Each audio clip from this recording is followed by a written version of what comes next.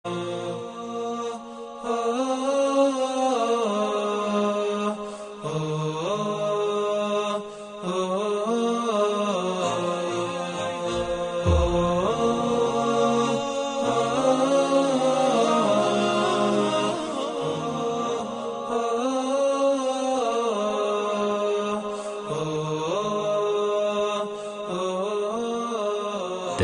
الآن إلى برنامج قضايا إريتريا.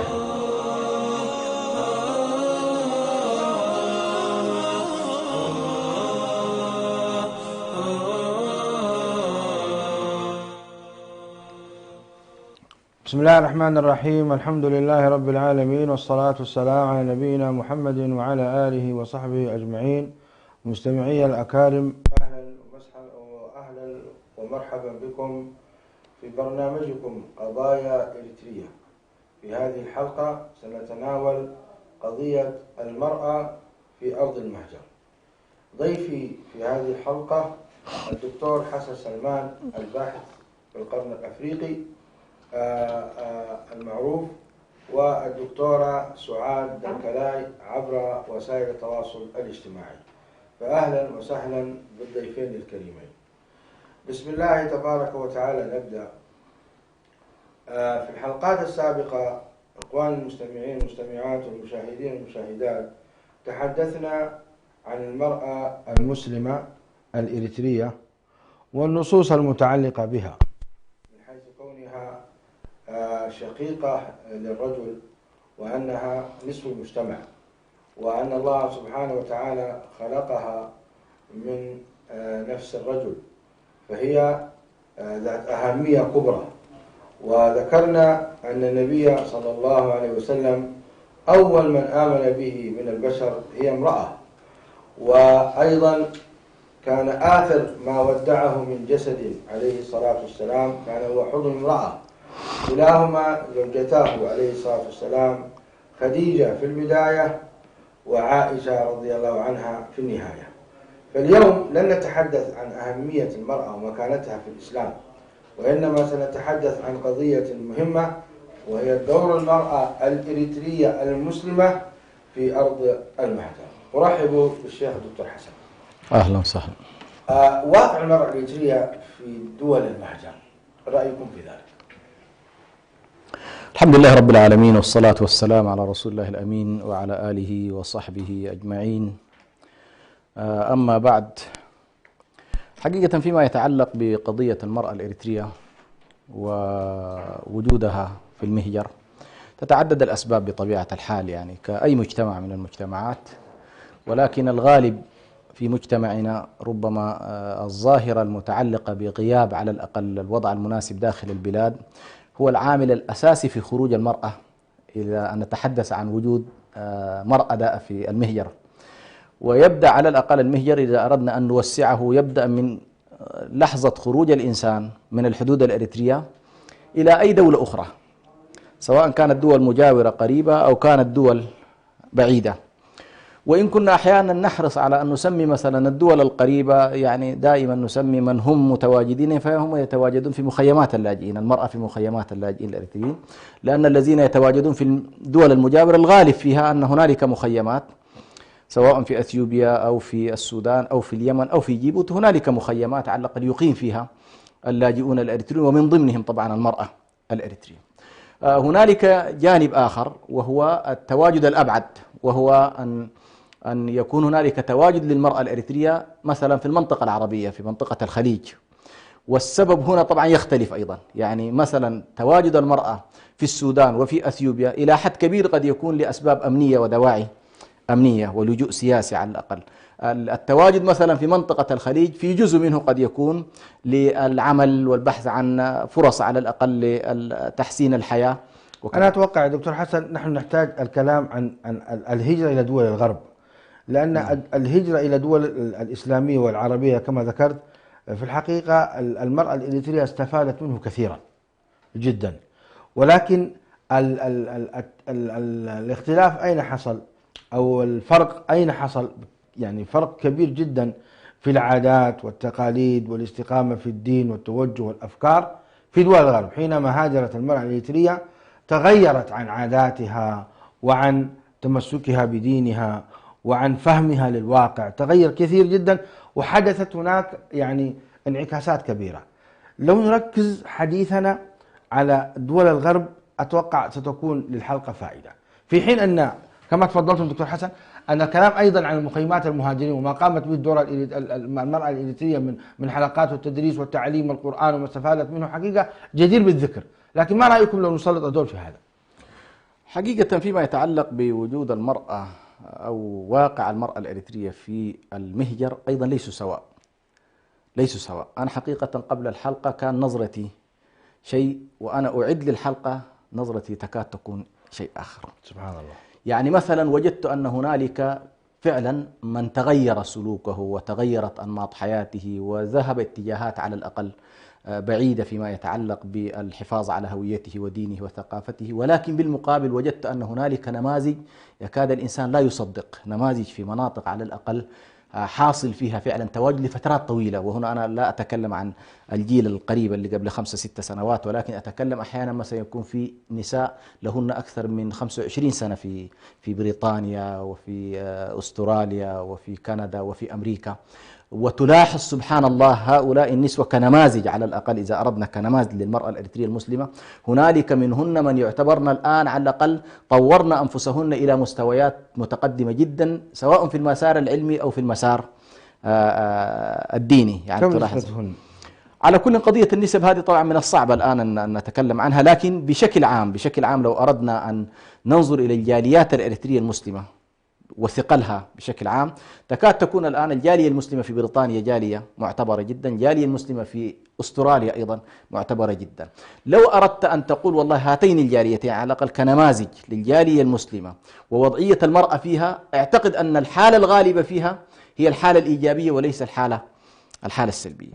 يعني هنالك تقريبا عمل دعوي ونشاط نسوي فيما يتعلق بالمسار الدعوي بشكل كبير جدا، هنالك تطور في المجال التعليمي، وهذه يمكن كان وجدتها من المفارقات الكبيرة جدا أن البنات الإريتريات مثلا في عملية التعليم والارتقاء في السلم التعليمي أفضل بكثير من الشباب، وهذه كانت النقطة الثالثة. أيضا وجدت مثلا فيما يتعلق بالمبادرات الخيرية والمبادرات العملية على الأقل للمرأة المسلمة في هذه البلدان أيضا أفضل بكثير مما يمكن أن نتصور. طبعا مقارنة هنا إذا أردت أن تقارنها مع المرأة الإريترية غير المسلمة طبعا الوضع مختلف، يعني هنالك الأعداد أول بشكل كبير، هنا طبعا أعداد الكتل المسلمة قد تكون محدودة وبسيطة، ولكن الأعداد على الأقل في الطرف الآخر قد تكون كبيرة، مثلا في مناطق زي ألمانيا وزي زي أمريكا مثلا قد يكون نسبة غير المسلمين فيها أكبر، وبالتالي ستلاحظ هنالك تأثير.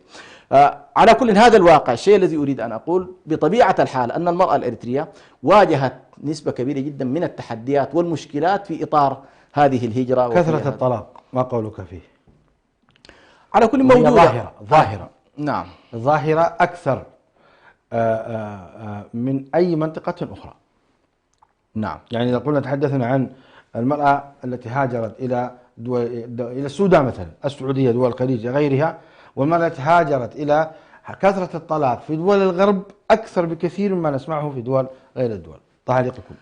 صحيح، لكن لو أيضا حتى نكون منصفين، يعني لو أردت أن تقارن هذه الحالة، حالات الإريتريين والطلاق في أوساط الإريتريين، وحالات الطلاق التي نسمعها مثلا في جاليات أخرى، الجاليات العربية على وجه التحديد باعتبارها جاليات متقاربة، هي فعلا في نسبة لا يمكن أن نستهين بها من هذه الظاهرة، ويمكن أن نناقش أسبابها، يعني لما تحدث هذه الحالة. لكن لا أستطيع أن أقول بأنه والله نستطيع أن نسميها الآن فعلا حاصل فلتان في الأسرة الإريترية وفي المرأة الإريترية لأنها مشت إلى ديار الغرب. هذه المسألة على كل تحتاج إلى تدقيق. لا، الحمد لله ليس هناك فلتان. نعم. من زار أوروبا ودار على الأسر الإريترية وجلس معهم، هناك موجود الحمد لله تمسك ديني، لكن ظاهرة الطلاق موجودة. الأمر الآخر ظاهرة يعني تمرد المرأة على زوجها واستخدامها قوانين البلد، كذلك هذه أيضا ظاهرة موجودة. ربما يكون الرجل هو السبب، قد لا يكون قائم، ولكن من حيث المبدأ يعني اعتماد المرأة على القوانين الوضعية وعدم التفاتها للقوانين الشرعية، يعني للأمور الشرعية التي أوردها الله سبحانه وتعالى في كتابه. وهذه حقيقة يعني ظاهرة تقلق جدا. هي بطبيعة أول ظواهر الطلاق بشكل عام في المجتمعات المماثلة لنا تكثر.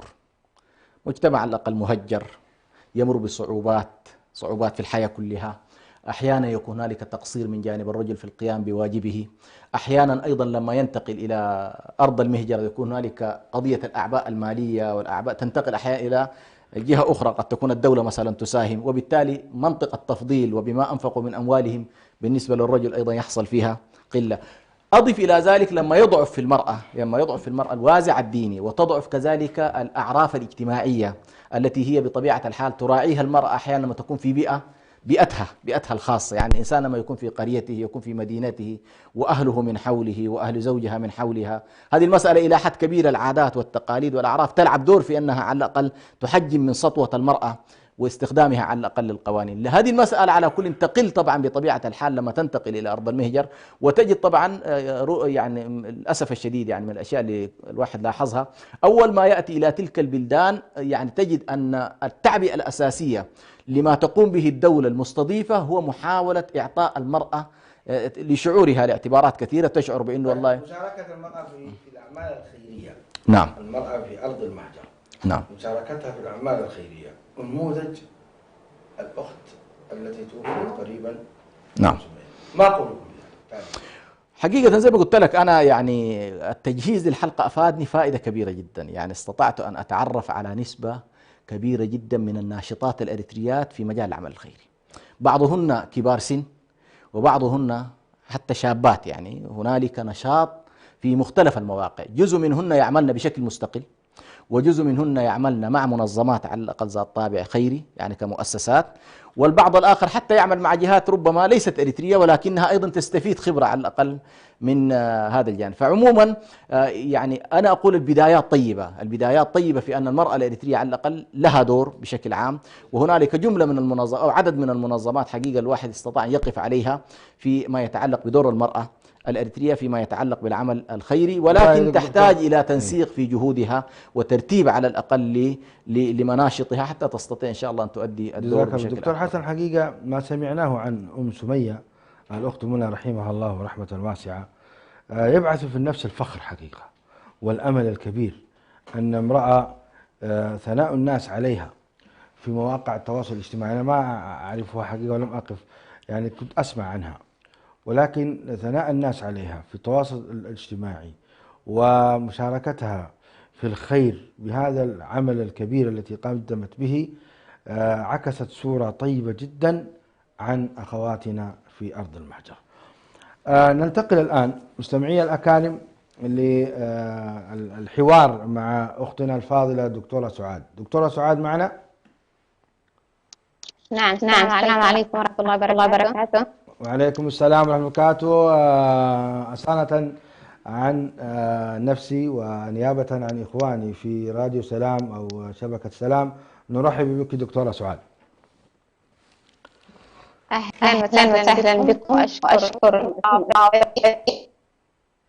واقع المرأة الإريترية في دول المهجر كنا نتحدث عنه. أهلا وسهلا أختي. كنا نتحدث مع الدكتور حسن عن واقع المرأة الإريترية في دول المهجر وبالذات في منطقة الغرب، رأيكم في ذلك؟ نعم لكن تواجه في المهجر مثلها الرجل.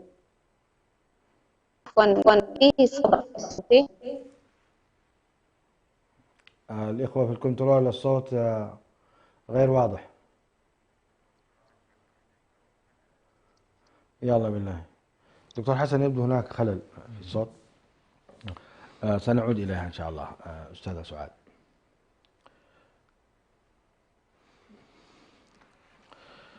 طيب دكتور حسن جزاك الله خير، أنت تقول حذرت عن المرأة الإريترية في دول المهجر وبالذات في منطقة الغرب.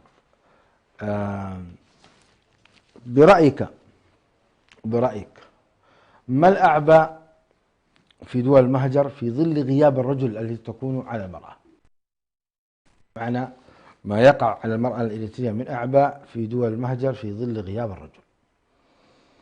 أولا قبل أن نتجاوز حق النقطة السابقة، أنا أترحم على الأخت يعني منى عليها رحمة الله، وهي كما تفضلت نموذج للمرأة الفاعلة النشطة التي تحمل هم أمتها وليس هم شعبها فقط، وكما عرف عنها بأنها حتى كانت تتجاوز المحيط الإريتري إلى المساهمة في كثير من مناطق الأمة المسلمة والشعوب المسلمة المظلومة، وخاصة الشعب السوري وقفت معهم في كثير من المحطات، وكنت حقيقة أنا معرفتي بها يمكن في هذا الاتجاه كانت ممتازة يعني. فهي نسأل الله سبحانه وتعالى أن يجعل ذلك في ميزان حسناتها، وأن يبدلنا الله سبحانه وتعالى ويعوض شعبنا الأريتري من أمثالها الكثر إن شاء الله. حقيقة الأعباء بالنسبة للمرأة الأريترية في المهجر كبيرة جدا، وتقع عليها عدة مسؤوليات. أنت لا تنسى عندما تذهب المرأة إلى بلد يعني، وغالبا يذهبن كثير منهن يذهبن في مرحلة عمرية متأخرة، ويكون أيضا لم تأخذ حظها الكافي من التعليم،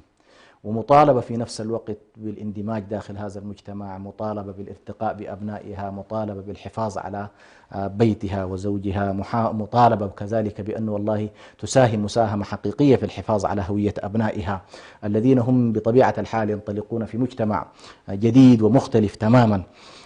وفي نفس الوقت أيضا الرجال قد يكونوا أسوأ حالا، يعني أحيانا قد يكون الرجل نفسه أسوأ منها في حالة المواكبة على الأقل لهذا المجتمع الجديد، وبالتالي كثيرا ما يقع إنه على المرأة عبء إضافي. يعني الآن إذا اعتبرنا المرأة الإريترية الأصل فيها أنها صاحبة قرار في البيت، وأن مهمتها مهمة بيتية تربوية، رعاية الأبناء، رعاية الزوج، هذا طيب. نلاحظ بأنه يقع عليها عبء إضافي. سنرجع لك دكتور حسن الآن مع النص.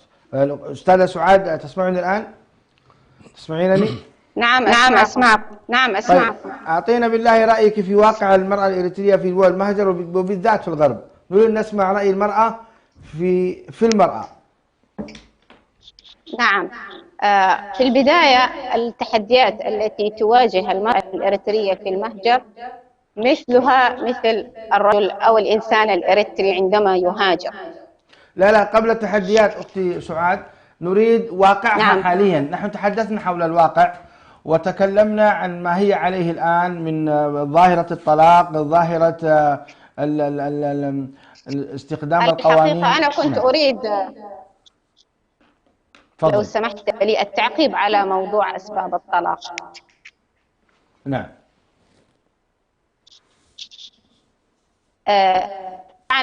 هي أصبحت شبه ظاهرة أن الأسر الإريترية في الغرب أصبحت تستسهل الطلاق، لكن السبب الرئيسي يعود يعني ليس للمرأة فقط بقدر ما هو تصرفات الرجل أو معرفته لدوره في الأسرة. فنحن مثلا في مناطق الشرق الأوسط كان يغطي دائما دور الرجل على القوامة. ما زلت أسمع صدى لصوتي. طيب احنا الصوت عندنا واضح أستاذة سعاد. دكتورة سعاد الصوت عندنا واضح جدا، واصلي. حسنا نستمر. فكانت تواجه مشكلة القوامة، كان يحلها أو يغطي عليها إسرافه أو إنفاقه على الأسرة، وتكرر بشكل كبير لدى الرجل أن هذا الواجب فقط يغطي باقي الجوانب الأخرى، فيكتفي بكونه ينفق ويريد أن يحصل في مقابل ذلك على كله من المرأة. طيب وهل هذا يعني كونه قصر دكتورة سعاد في عدم إنفاقه في بيته أو قصر في عدم متابعته لأبنائه يجعل المرأة أنها تستخدم قوانين الغرب وترمي بقوانين كتاب الله تبارك وتعالى الحائط، فتأخذ ماله وتطرده من بيته وتناصفه في ملكه، وهي التي تطلق وليس برضاه، إنما تستخدم القوانين فتطلق الرجل ويكتب أنها هي التي طلقته. هل هذا يعني محق لها في ذلك؟ يا شيخ لا يا شيخ، أنا لا أتحدث عن خطأ، لكني أحاول أن أعرف يعني جذور المشكلة وما أوصل للأسرة الإريترية إلى هذا الحد. يكفيها المجتمع الغربي الناحية المادية، فكان على الرجل الإريتري أن يراعي أنك بما أنه فقد هذه القوامة التي في الأساس تعتمد على الإنفاق، كان عليه أن يكون حريصا على باقي الجوانب الأخرى في مشاركته ومساعدته للمرأة ودعمها على الأقل معنى، ولكنه كان يريد أن يعني يحافظ على السيطرة التي له في مقابل، يعني أنت لا تقابل، وفي المقابل تريد أن تكون لك كل دكتورة سعاد. دكتورة سعاد، لا شك نحن نريد أن حديثنا اليوم ليس انتقاد الرجل بلا شك هو ليس معفي عن النقد، وإنما هو أنا لا أنتقد الرجل. نعم، أنا أنتقد الوضع الاجتماعي الذي انتقلوا إليه، يعني تغير عليهم الوضع. يعني نحن عندنا في مناطق الشرق هناك بدعوة تطبيق الشريعة، ولن تقع هناك مظالم على المرأة. في المقابل هناك في الغرب أعطاها حقوق، ولكن من وجهة نظره هو، وهذا الفجوة. يعني أختي الكريمة، الآن في بلادنا مثلا وفي بلاد الدول الإسلامية قبل الوصول إلى المحاكم هناك يعني ما يسمى بالشماغلة وكبار الشخصيات وكبار الآباء يحلون هذه القضايا أسريا قبل أن تصل للمحاكم. ألا يوجد مثل هذا في الغرب بين الأسر الإريترية؟ ألا يوجدون يعني يحلون هذه المشاكل أسريا قبل الانتقال؟ للأسف، لأن كثير من حلول الشماغلة كانت تعتمد في الضغط على المرأة بأن أصبري وتحملي. قد تكون تضرب وتهان وتصبح في بيت زوجية كأنها خادمة تعمل لدى زوجها، ورغم ذلك لأن المجتمع كان يضغط عليها فهي لا تستطيع أن تطلب الطلاق، ولأنه سينظر إليها بنظرة سيئة، فتضطر مرغمة أن تصبر على هذا الوضع. في المقابل عندما تذهب إلى الغرب لا يوجد هذا الضغط المجتمعي، وبالتالي تجد أنه من حقها أن تأخذ حقوقها وإن تجاوز بعض الشيء. جميل. طيب، طبعا هذا لا يبرر لها حقيقة شرعا أن تستخدم القوانين في التجاوز على حدود الله تبارك وتعالى. نعم، من حقها أن تطلب الطلاق، لكن ليس من حقها أن تأخذ نصف ماله، وليس من حقها. نحن لا نتحدث الآن عن الجوانب الشرعية ما الذي يحق لها ولا يحق لها، لكن هذا الواقع الموجود حقيقة في الأسر الإريترية يضيق صدرنا حقيقة وينقل صورة غير جيدة عن واقعنا الاجتماعي الإريتري. التحديات التي تواجه المرأة الإريترية في المهجر باختصار دكتورة سعاد في دقائق، ما الذي أنت ترينه؟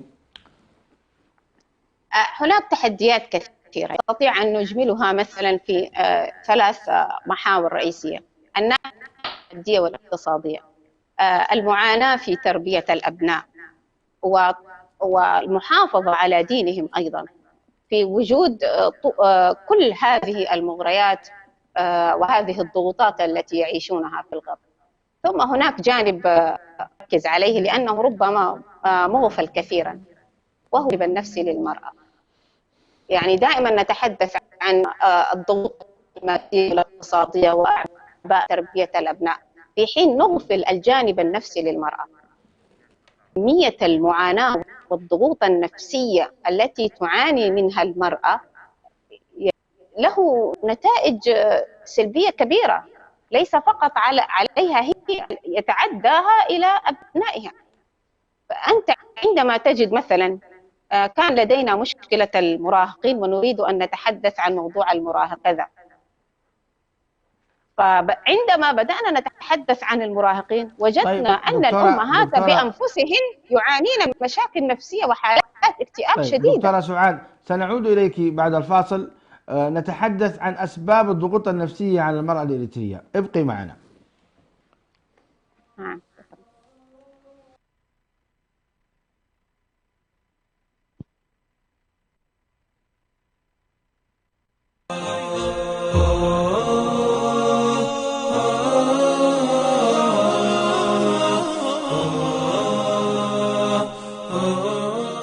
لم يكن الإعلام وليد عصر من العصور أو حضارة من الحضارات، فلا يوجد زمن من الأزمنة قديما أو حديثا إلا واحتل الإعلام مكانة فيه. ومن هنا انطلق راديو سلام مستخدما جميع الوسائل المتاحة على الأقمار الصناعية ومنصات البث على الإنترنت والتطبيقات ليصل إلى جمهوره، ليكون وسيلة إعلامية مسموعة متخصصة في الشأن الإريتري، ويبث باللغتين العربية والتجرينية على مدار الساعة.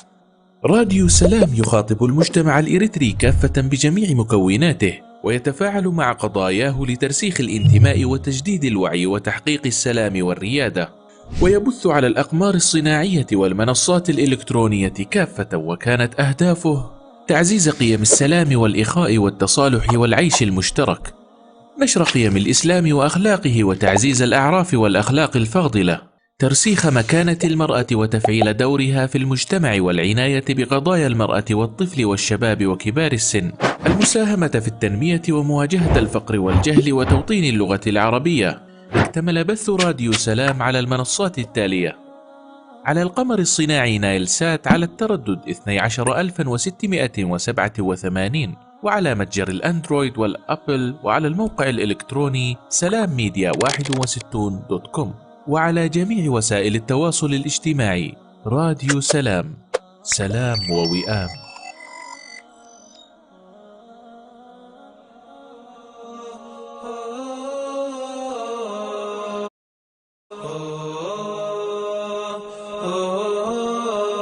تستمعون الآن إلى برنامج قضايا إريترية.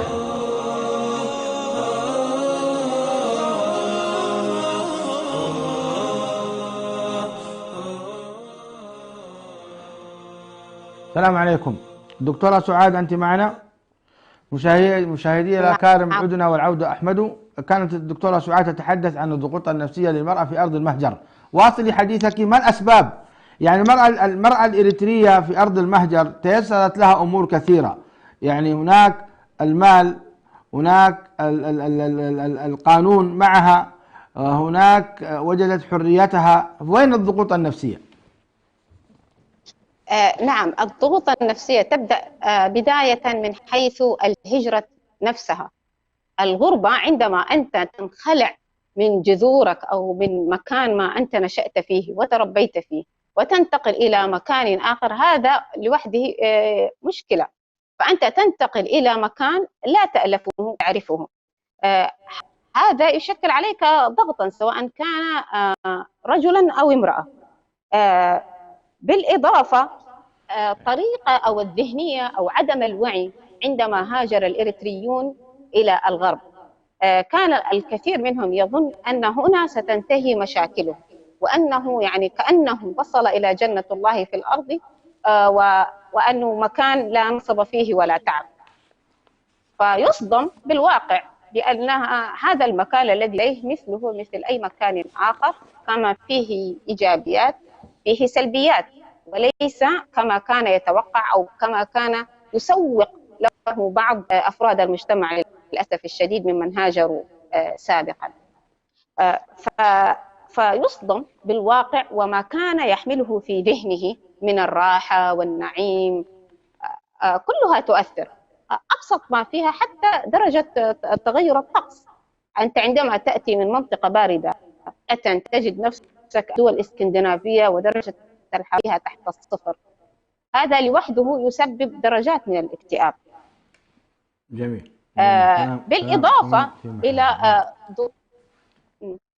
إلى ضغوط المادية، المشاكل المادية ليست بالسهولة التي يظنها البعض، أن الغرب وفر لها المادة ووفر لها. صحيح هو ربما هناك جزء، ولكن في المقابل هناك التزامات مالية باهظة. فمثلا إذا أردت أن تحصل على تعليم ذو قيمة معينة أو ذو جودة معينة، هذا يكلفك في أبنائك مبالغ معينة، بالإضافة أنك ستعاني أن تحافظ على الجو الإسلامي والبيئة الإسلامية. مجتمع مختلف تماما عنك، ليس فقط مختلف ولكنه تشعر أنه ينازعك في منازعة. طيب دكتورة سعاد، أنت تحدثتي أضيف بس فقط يعني نعم تفضلي. العامل فعندما ينتقل الإنسان إلى مكان آخر، تخيل أنك تصبح إنسانا أعجميا بين عشية وضحاها. إذا ذهبت أو نزلت لأن تأخذ أبسط غرض لك لا تجيد اللغة. هذه كلها ضغوط نفسية ليست سهلة. طيب يعني عامل اللغة وعامل تربية الأبناء والتعامل مع الزوج والمحافظة على الدين والطاعة، كل هذه بلا شك تحديات تواجه المرأة، ونحاول إن شاء الله أن نوجد لها علاج، ونحاول بإذن الله تبارك وتعالى أن نوجد لها الحلول الشرعية. الدكتور حسن، الدكتورة سعاد ابقي معنا. الدكتور حسن، قبل مداخلة الدكتورة سعاد بدأتم في الحديث عن ما يقع المرأة الإريترية من أعباء في دول المهجر. حقيقة الأعباء كثيرة، لكن نريد أن نأتي إليها سريعا. أولا دورها في المجتمع نفسه، واحد. اثنين دورها تجاه زوجها، تجاه أبنائها، تجاه عملها، لأن في الغالب الغرب يجبر المرأة أن تعمل. كيف ينبغي لها أن تكون من حيث حجابها ومظهرها وأمانتها وإلى ذلك؟ لو تحدثنا عن هذا بشكل سريع مما يعكس للمرأة المسلمة أن تكون ما ينبغي أن تكون عليه وما تكافأ به يوم القيامة عند الله تبارك وتعالى. نعم. جزاك الله خير. يعني حقيقة هو هنالك تداخل ما بين الأعباء والتحديات كما تفضلت الدكتورة سعاد، وتحدثت عن مجموعة على الأقل من التحديات التي تواجه المرأة الأريترية، وتسبب على الأقل حالات من الاكتئاب وحالات من الضغوط النفسية المختلفة للمرأة الأريترية.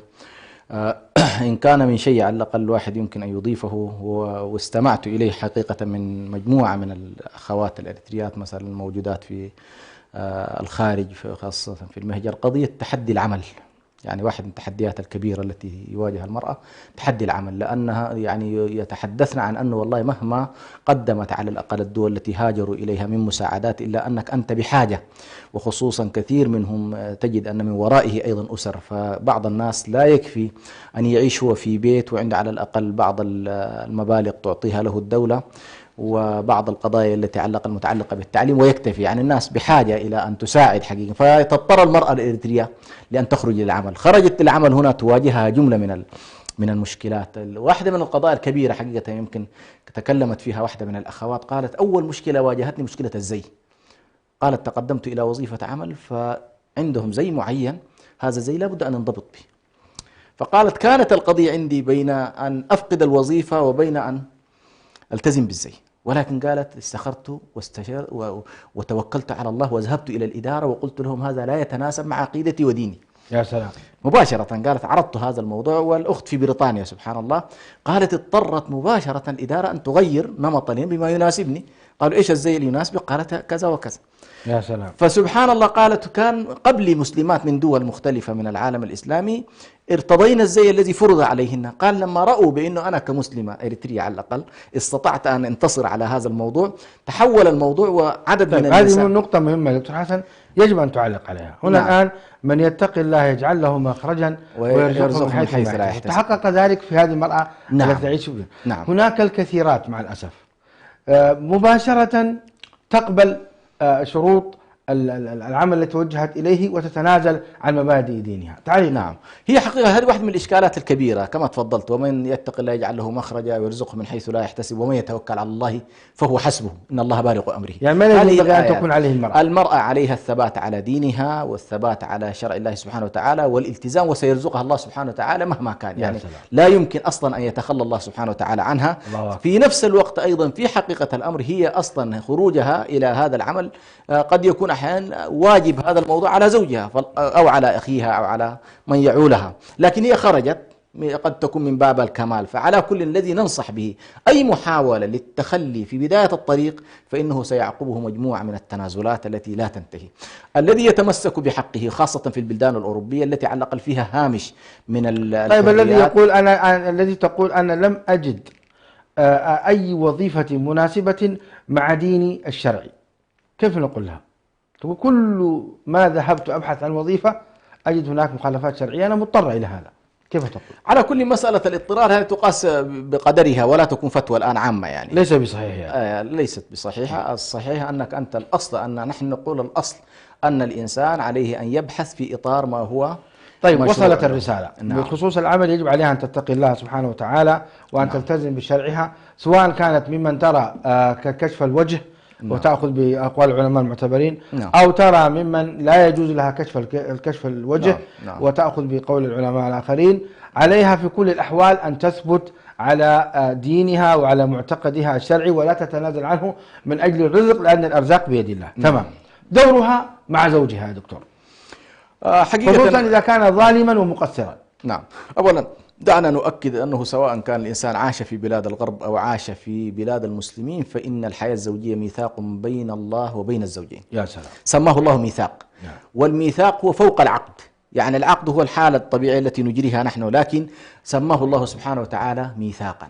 هذا الميثاق يتكون من جملة من الحقوق وجملة من الواجبات، ومن الخطأ جدا أن نختزله في المصروف والاختلاف حول المصروف. هذه صراحة اختزال سيء جدا.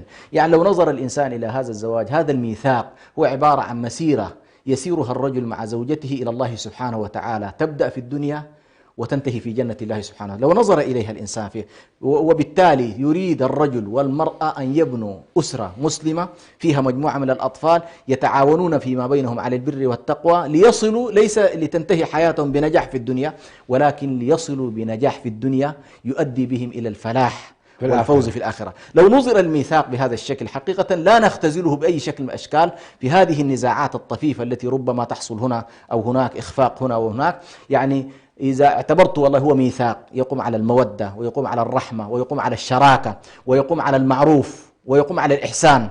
يعني سبحان الله من اللطائف العجيبة جدا التي نجدها. نحن نريد أن نختزل دكتور حسن الله يجزاك الجنة. نعم. دورها مع النبي عليه الصلاة والسلام يقول لو كنت آمرا نعم لأحد أن يسجد لأحد لأمرت المرأة أن تسجد لزوجها. نعم. هذا المفهوم العظيم الشرعي. نعم. كيف تراه المرأة اللي يسير في أرض المهجر؟ هل هي في هذا المجال أو لا؟ نصيحتكم بشكل سريع. على كل إن هي للأسف الشديد إذا تصورت المرأة بأنه والله فقط هي طاعتها لزوجها والتزامها واحترامها له في الديار الشرقية باعتبار المال والإنفاق وكذا فقط، فإذا تحولت إلى ديار الغرب رفعت هذا القطاع، هذه طبعا للأسف الشديد مفهوم غير أخلاقي، يعني مفهوم غير أخلاقي ومصيبة عليها هي نفسها. وتصور أن النبي صلى الله عليه وسلم مثلا يقول المرأة إذا صامت خمسها وصامت شهرها وصلت خمسها وأطاعت زوجها دخلت من أبواب الجنة الثمانية. أي شيء. فإذا نظرت المرأة حقيقة إلى أن المسألة هي الحياة الزوجية كما ذكرت أنها ميثاق وشراكة بين الرجل والمرأة، وأن هذا الميثاق يراعى من الطرفين، وأن إذا أحد الطرفين حاول أن يفرط ينبه من الطرف الآخر ويذكر. وحقيقة في نقطة مهمة في القرآن الكريم سبحان الله، الحياة فيما بينهم القرآن يتكلم عن المعروف، ولكن عند الافتراق يتكلم عن الإحسان. هذه طبعا من القضايا اللي كثير من الناس ربما لا يلتفتوا إليها، أنه والله يقول لك والله فإمساك بمعروف أو تفريق بإحسان أو تسريح بإحسان. فهذه معنى لحظة الطلاق، كيف أنت ليش ما تخليها بالمعروف؟ لا، اجعلها فوق المعروف، اجعلها بالإحسان حتى تنتهي الحياة بشيء. فالشاهد بأن الحياة الزوجية ليست هي فقط يعني هذا النوع من الماديات أو البحث عن السعادة في هذا النوع من القضايا الدنيوية، السعادة أبعد من ذلك بكثير، وهي لن تتحقق حقيقة إلا في ظل التزام الطرفين بطاعة الله، التزامهما بأوامر الله، اقتدائهما بسنة النبي صلى الله عليه وسلم، كيف تعامل النبي عليه الصلاة والسلام مع أزواجه. طيب ما هي النصوص الشرعية التي وردت في معصية الرجل أو في عدم طاعته أو في أذيته الزوج بالذات؟ نحتاج أن نذكر أنفسنا بهذا يا دكتور.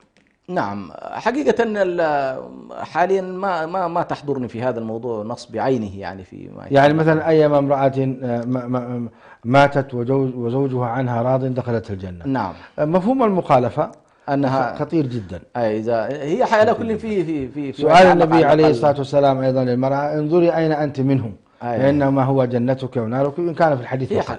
هي في الحديث مقال، لكن نعم. أنا نريد أن نرسل رسالة من ها هنا أن المرأة قضيتها مع زوجها شأنها عظيم جدا. نعم. ووضعها خطير جدا، فمتى ما كانت هي مطيعة له محترمة لأوامر الشرع تكون مرضية، فإذا خرجت عن هذا واستخدمت القوانين فهي في خطورة كبيرة. نعم. جدا. نعم.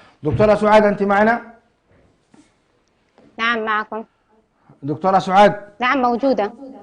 حفظك نعم الله ورعاك. موجودة. نريد حقيقة أن تدلي بدلوك في واجب المرأة في أرض المهجر تجاه أبنائها. هذا البند بالذات خطير جدا، لأن نفعه وضرره متعدي على الشعب الإريتري خاصة وعلى جميع الأمة الإسلامية عامة. فما هو دور المرأة في أرض المهجر تجاه أبنائها باختصار لو تكرمت في دقيقتين؟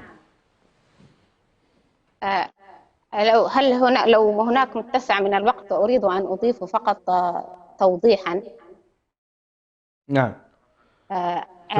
عندما نتحدث التحديات التي تواجه المرأة الآن في الواقع، فبالتأكيد إذا نظرنا إلى النظرة الإسلامية الكلية والشريعة ومواثيق الأسرة فهو مطبق سواء مفروض على الأسرة المسلمة أينما وجد.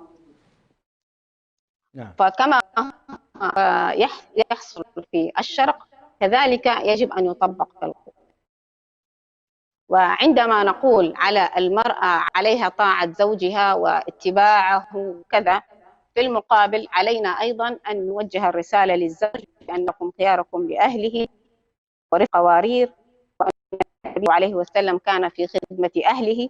كل هذه المبادئ يجب أن ترسخ في ذهن الأسرة عندما تنشأ، هذا في الوضع الطبيعي.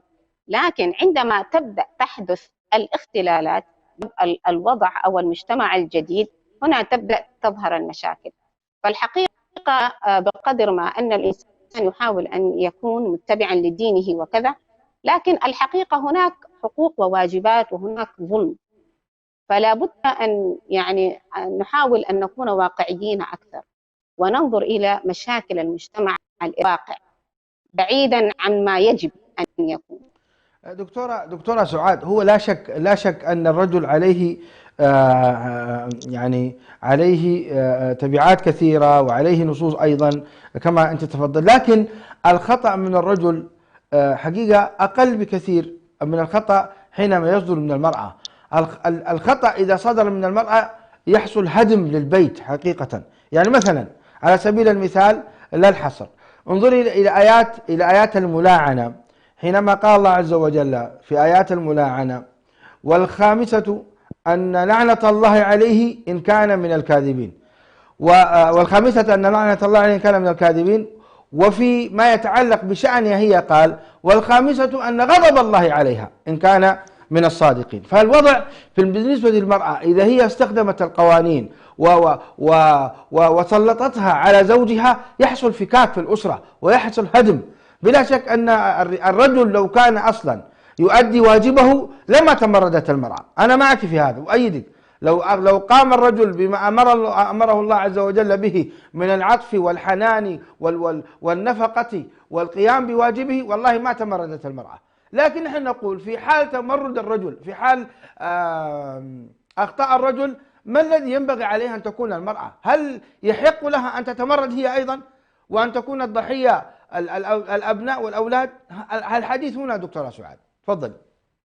نعم، يعني كونكم أنتم تمثلون الآن علماء إريتريا ومن منبركم الموقر هذا، المجتمع له ضغوط، فأنت عندما تستمر دائما تضغط على المرأة تضغط على المرأة، هذا يولد الانفجار. لابد أن في خطاباتنا عندما نقول على المرأة أن تصبر، علينا أن نوجه أيضا الخطاب إلى الزوج، عليك أن تؤدي واجبك. هذا تشعر المرأة أنه لا أحد يظلمها، وأن هناك من سيقف إلى جانبها، وبالتالي تكون حدتها في التمرد أقل. لكن عندما تشعر دائما أنها الموجه لها وأنها دائما هي المخطئة، هذا يعتبر يعني ضغط مجتمع. ضغط المجتمع أيضا يؤثر، وبالطبع المرأة يعني دورها وفي تربية أبنائها، ربما كنت سآتي لاحقا إذا كان في حلقتكم متسع. بالتأكيد دور المرأة مهم، ودور تربية أبنائها هذه مسؤوليتها أولى، وعليها أن تركز فيها حتى وإن جاء على باقي الجوانب الأخرى، لأنه هذا دورها الأساسي في الحياة. نعم. طيب، أنا كل حقيقة كنت أريد أن أسمع مزيدا حول ما ينبغي عليها أن تكون المرأة في اتجاه أبنائها من التربية والتوجيه. نعم. لكن يبدو إذا كان عندك مزيد في هذا تتحفيننا به، دور المرأة في تربية أبنائها. هناك ضغوطات. قلت لكم عندما بدأنا نناقش مشاكل المراهقين، سأعود قليلا إلى فوق. وجدنا مشكلة غياب الأب. أنا لست ضد الرجل، ولكن أريد أن أوازن. عندما نوجه خطابنا إلى المرأة علينا أن نوجه أيضا بنفس الأهمية ونفس القوة الخطاب إلى الرجل. في السابق بسبب الحروب كان يغيب الزوج أو الأب، لكن كانت الأسرة تحتوي المرأة هي وأبنائها، سواء من أخ أو عم أو خال وهكذا، يعني الأقرب فالأقرب. ثم تشتت الأسرة الإريترية وطالت بالغربة والسنين، فهناك غياب قاهري أو اضطراري، سواء كان بسبب الموت أو الاعتقال، هذا مفروغ منه. لكن في السنين الأخيرة ظهر غياب من نوع غريب في المجتمع الإريتري، وهو الغياب من أجل الهجرة. هي التي أخرجته من بيته. المرأة هي التي أخرجت الرجل من بيته يا دكتورة سعاد. الحقيقة أنا كنت أتمنى اليوم أن يكون معنا أيضا رجل آخر من يعني يمثل الرجال، حتى يكون هنا النقاش متوازن. على كل حال دكتورة سعاد، رسالتك وصلت. نحن أفردنا حلقة كاملة عن المرأة الإريترية، سواء كان في أرض المهجر أو في داخل إريتريا أو في دول الغرب، وتكلمنا عن ما قامت به حقيقة وأثنينا عليها ثناء عطرا، وتكلمنا أنها نصف الرجل نصف المجتمع. يعني من هذا اليوم نحن نتحدث عن المرأة في أرض المهجر بالذات في دول الغرب. فشكرا لك، ابقي معنا. دكتور حسن، باختصار، بقي لنا الآن دقائق معدودات. نريد يعني فيما يتعلق بالحكم الشرعي للمرأة في التحاكم إلى القوانين الغربية، ما الذي يجوز لها منه وما الذي لا يجوز؟ نعم، أولا أنا أؤكد على ما ذكرته الأخت، يعني فيما يتعلق ليس هنالك أصلا أي محاولة للإجحاف بالمرأة أو محاولة تسليط على الأقل النصوص الشرعية عليها، بقدر ما المطلوب هو كيف نوجد التوازن لتبقى الأسرة وليبقى الأطفال ويحافظ على الأقل، لأنه كما تفضلت يعني الأطفال غالبا في مثل هذه الديار التي يتم فيها الهجرة في ظل غياب الوالد وإخراجه من المشهد أو إضعافه أمام أبنائه، غالبا ما تتدمر الأسرة وينتهي الموضوع. من هذا الباب حقيقة هو محاولة التأكيد على دورها بالذات في الغرب لهذه الزاوية، لأنك أنت في الغرب ربما في ديار المسلمين الأمر سهل، المساجد متاحة والمدارس متاحة والمجتمع متاح، وأحيانا حتى الجيران قد يكون متاحين في أنه يساعدوك في مسألة التربية إذا رأوا ابنك غلطان مثلا يتم التصحيح. لكن هنالك الوضع مختلف جدا، وبالتالي قضية أنه لا بد أن يكون هنالك تركيز بشكل أساسي على قضية دور المرأة بشكل كبير فيما يتعلق بالحفاظ على مؤسسة الأسرة، وألا يتم هدم هذه المسألة لاعتبارات على الأقل قد تكون هي يمكن تجاوزها ويمكن تحملها على الأقل. فهذه يجب أن تفهم في هذا السياق، وليس في أن والله هي محاولة ترجيح كفة الرجل مثلا على كفة المرأة، ليس من هذه الزاوية. فيما يتعلق إيش كان الحكم الشرعي للمرأة في التحاكم أيوة، إلى موضوع الغرب. الحكم الشرعي حقيقة أولا الأسرة كما تفضلنا تقوم على المعروف وتقوم على الإحسان، وإذا حصل بين الرجل والمرأة حتى في أوضاع في ديار المسلمين الأصل ابتداء ألا تلجأ إلى التحكيم، لأن التحكيم دائما يقوم على مسألة البتر وعلى مسألة القطع ومسألة العدل، ولا يقوم على الفضل والإحسان. ولكن تأمرك الشريعة ابتداء أن تبعث حكما من أهله وحكما من أهلها للنظر إلى إمكانية الصلح بين الطرفين. ومن باب أولى يبدو لي في ديار الغرب إذا توفرت هذه المسألة من خلال الجاليات المسلمة على الأقل، وخاصة الآن الحمد لله الجالية الإريترية في كل مكان تكاد تكون شكلت نوع من التواجد ونوع من الثقل في كثير من المواقع، بدءا من يمكن كندا، أمريكا، بريطانيا، هنالك الحمد لله ثقل للجالية الإريترية. فأنا في تقديري إذا تم تنظيم هذا الموضوع بحيث والله أن لا تنقل المشكلات إلى مؤسسات القضاء، لأن في ذلك حقيقة إشكالات كبيرة جدا. أولا هذه التي تلجأ إليها غالبا لن تؤدي إلى أن تحكم بينك بالعدل الذي أنزله الله، يعني بقدر ما سيحكمونك بنظام القوانين. ما الذي يجوز لها منه ما الذي لا يجوز؟ في نهاية المطاف حتى لو افترضنا إلى أنها لجأت إلى القضاء وتم على الأقل الحكم لها، عليها أن تدرك أنه لا يجوز لها ما لم يعطيه لها الشرع. يعني كون والله القضاء الغربي أعطاها نصف المال، هي تدرك تماما مثلا والله هذا ليس من حقها شرعا. نعم. ليس من حقها شرعا. بعض النساء يستحلون ذلك. لا يجوز له، يعني لا القضاء الخاطئ أو الحكم القانوني غير الشرعي لا يبرر لك بأي شكل من الأشكال أن تتجاوز حدود الله سبحانه وتعالى، وفي ذلك سواء بالقول أو بالفعل أو بأنك تأخذ أموال، هذا كله لا يجوز بأي حال من الأحوال. فإن القاضي لا يحلل حكمه، لا يحلل حلالا ولا يحرم حراما. جزاكم الله خير. دكتور حسن والدكتورة سعاد، أتقدم إليكم بالشكر الجزيل على هذه الإفادة الطيبة، وأسأل الله تعالى أن يجمعنا بكم في حلقات طيبة أخرى.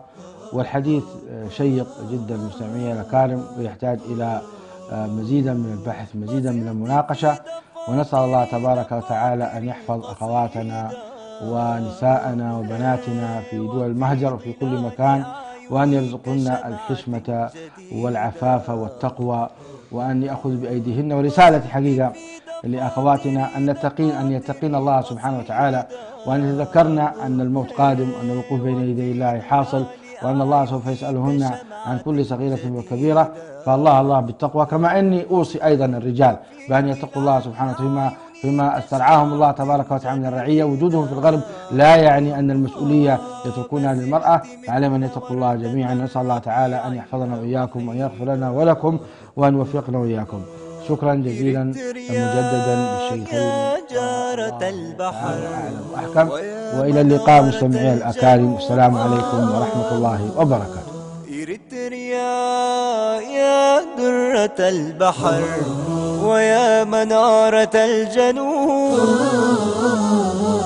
من أجل عينيك الحزينتين، من أجل عينيك الجميلتين، يأتي زحفنا، يأتي زحفنا من أقدس الدروب، من أقدس الدروب.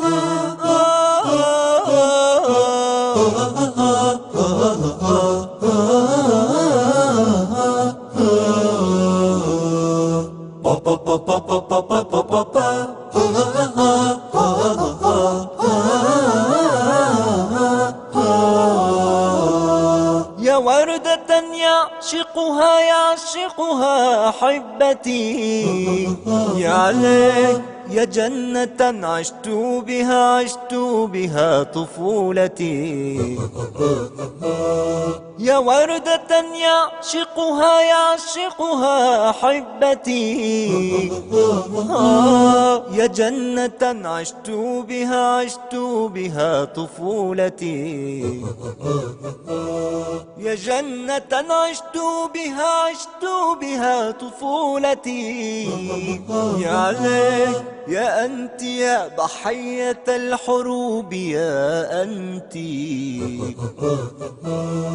إريتريا يا جارة البحر ويا منارة الجنوب. إريتريا يا درة البحر ويا منارة الجنوب، من أجل عينيك الحزينتين، من أجل عينيك الجميلتين، يأتي زحفنا، يأتي زحفنا من أقدس الدروب، من أقدس الدروب. إريتريا